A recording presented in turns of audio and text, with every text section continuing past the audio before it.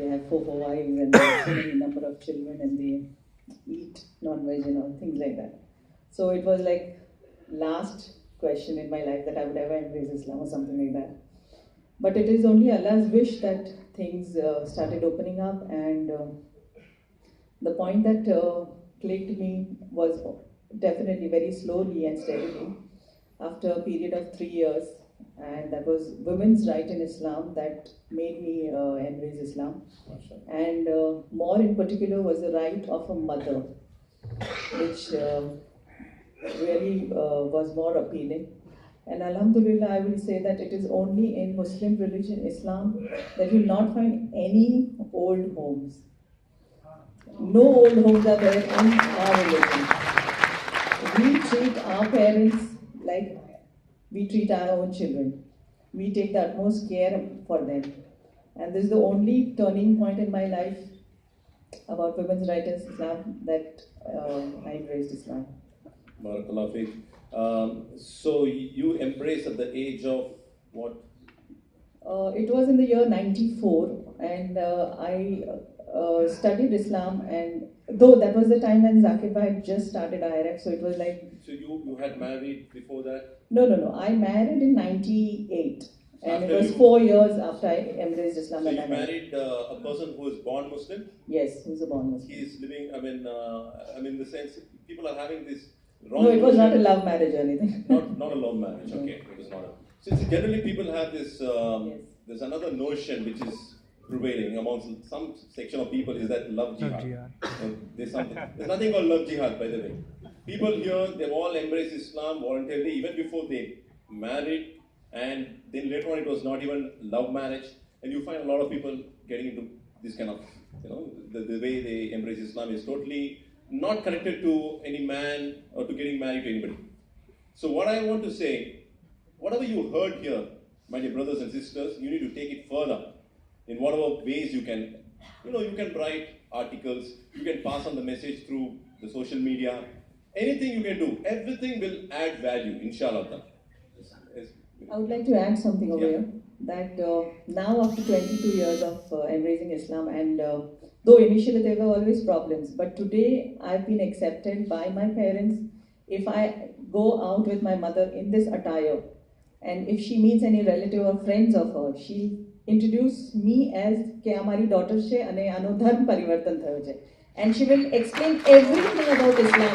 She'll tell how we are wearing a sari at home, so they have to wear a hijab at house, outside. They wear a shalwar kameez at home.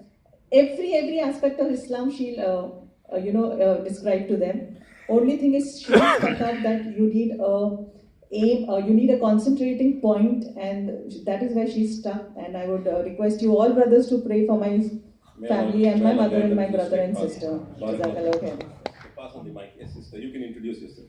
Assalamu alaikum. My name is Aidca Pathare, and my previous name was Mamta Pathare, and I'm Maharashtrian.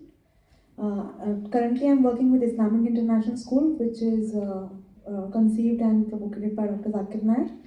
And my study background is I'm master in environmental science. How I came to Islam was after my HSC, when I was in my college. I had certain friends who used to talk about Islam, used to study about Islam, and then they told me, okay, Prophet Muhammad, may peace be upon him, he is in various books of Hinduism, and how actually you should worship only one God, that is also in your own book. So I used to think, okay, I never studied about it. So then I got to know, I saw Dr. Zakir Naik's video like comparative religions and Prophet Muhammad in various scriptures of Hinduism. And that's how I came close to Islam. And after a study of 1.5 years, that's how I embraced Islam. Barakallah Fiqh. It's a very interesting thing. See, the allegation laid against Dr. Zakir Naik is that they have forced people to embrace Islam. That's one of the things against the IRF and other Dawah center or people. Why would a person engage in Dawah for hours together, travel miles together, to teach them about what Islam is, if it is so easy to give money and get them converted to Islam? If it is so easy to get them converted to Islam, why would a person have to come on the stage and talk and give all the convincing answers, the line of proofs and evidences, and then say this is Islam. It would have been so easy just to be on your mobile phone and transfer the account from one account to another. Isn't it easy? It is logical for anybody to understand that Muslims don't have enough money to give. Believe me, Muslims don't have money to give, and Muslims can't give also. Islam does not permit us to give and convert them to Islam and make them munafiqs. The people who would be in the lowest level of the hellfire would be munafiqs, hypocrites, those people who don't believe in their heart Islam, and they will show up as Muslims. And Islam condemns those kind of people. Why would Muslims engage in inviting munafiqeen to come and dine with us? You understand? It is totally impossible. So intellectually also, we say it is impossible. Thank you, sister. You want to say that something which really appealed you in while you studied about Islam? Actually, I used to think that how come these people, like when I saw Dr. Zakir Naik talking about comparative religion and about Vedas, Upanishads, I used to think how come, it is like learning about your own religion, your previous own religion, Hinduism, from a person who is Muslim, who has actually studied comparative religion, and we have never thought or we have never studied all these things, like you should not worship idols, and where Prophet Muhammad, peace be upon him, is in the various books. So learning something from, our parents never taught us, or none of the Hindu scholars ever taught us, like, okay, these all things are there in our own religion. But someone Muslim is teaching makes you really feel that yes, something, he has done such a lot of studies, alhamdulillah. Yes, mashallah. Barakallahu feek.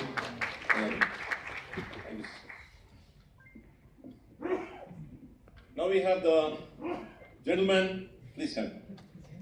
Barakallahu feek. Could you introduce yourself? Assalamu alaikum wa rahmatullahi wa barakatuh. Assalamu alaikum wa rahmatullahi. This is the best way a person can greet someone, and that is the Islamic greetings. Peace be upon you. And that is what I was always searching for. And Allah subhanahu wa ta'ala gave it to me. My name is Abdullah. I was born in a Parsi family. I was a Parsi. And my Parsi name was Wispy Mystery. And in Zoroastrian religion, the religion of the Parsi Zoroastrian religion, it's written that you should worship only one God. And I was always attracted towards religion. I never liked smoking, drinking, gambling, and all these things. But I like religion. My family was a religious family.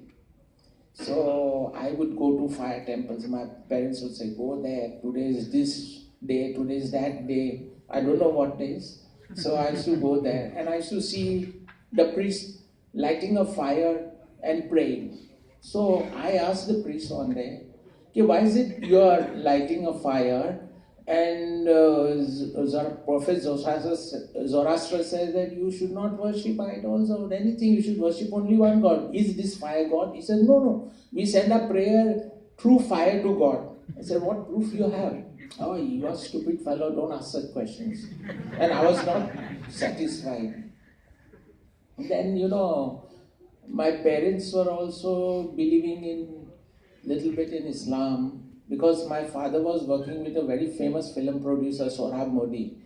And Sohrab Modi was from Lucknow. And so he also had some Islamic roots in him. And so my father got Islamic roots. But then, so my father started studying the Quran, and I used to watch him, and I never knew what the Quran was, but some Maulana used to come to our house and show him. I never knew what it was. And then suddenly I said, I want to find one God, one Allah. I was not satisfied with any idol worship or worshipping anyone or anything. Right from my beginning, my heart was for Him. So I started searching, and I went through I studied in a Cambridge medium school. My school is the St. Peter's, where Zakir Naik also studied, but I am a senior. So I'm a senior in not Dawa field, definitely. So you were inspired even then by Dr. Zakir Naik. Same school. Yeah, but I never. You never knew him then. No, but I knew his some cousin, Okay. And those people, I knew them. I never knew Dr. Zakir Naik. I was senior too. I had passed out my Cambridge medium. Yeah. So we had a church and we studied the Bible also. I studied a little bit of Bible, and then also I did not find any satisfaction, So I couldn't believe in crosses, and I said, "Where is God? Where is God?" I asked everybody. He said, "We don't know." I got this answer.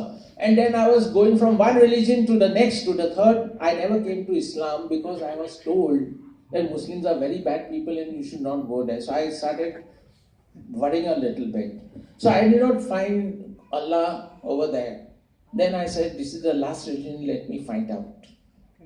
And then I asked some people in my business. One old gentleman came, a Muslim fellow, and